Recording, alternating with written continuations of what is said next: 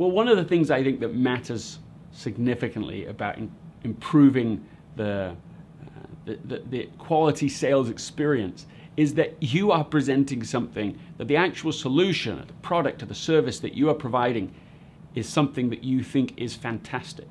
There's a big difference between trying to sell something that you only half believe in. And there's a big difference between trying to force yourself to believe in something you only half believe in, and actually selecting something and having something that you think, this would literally make people's lives better if they were able to introduce this. And so I think it's selectivity in what kind of things you're actually pursuing and trying to persuade people about. And then it's caring about the people enough to be able to make the fit. And then it's making sure that when they're actually in that interaction with you, you're not forcing it, you're just introducing it.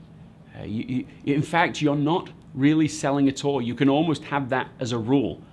Not selling, not forcing it. What I'm going to do is provide the opportunity for a conversation to see and just explore a potential fit. If there is, then they'll know and you'll know. Well, the question is not how good your presentation is.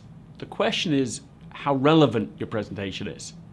And so everything has to be designed in such a way that the person listening is saying, yes, that's exactly the issue I'm dealing with. In order to do that, I think you have to understand what, where they're coming from almost more effectively, more deeply than they do, so that you can just share just those things that they need to hear right out the gate.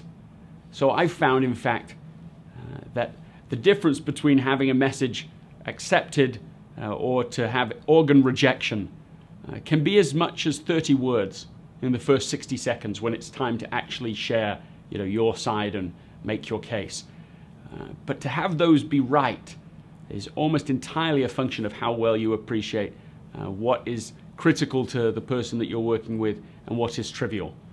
The average salesperson simply has no sense of that. They've prepared their message independent of what the other person actually needs, and so they can't produce the connective tissue to be able to actually make the connection they really want to make.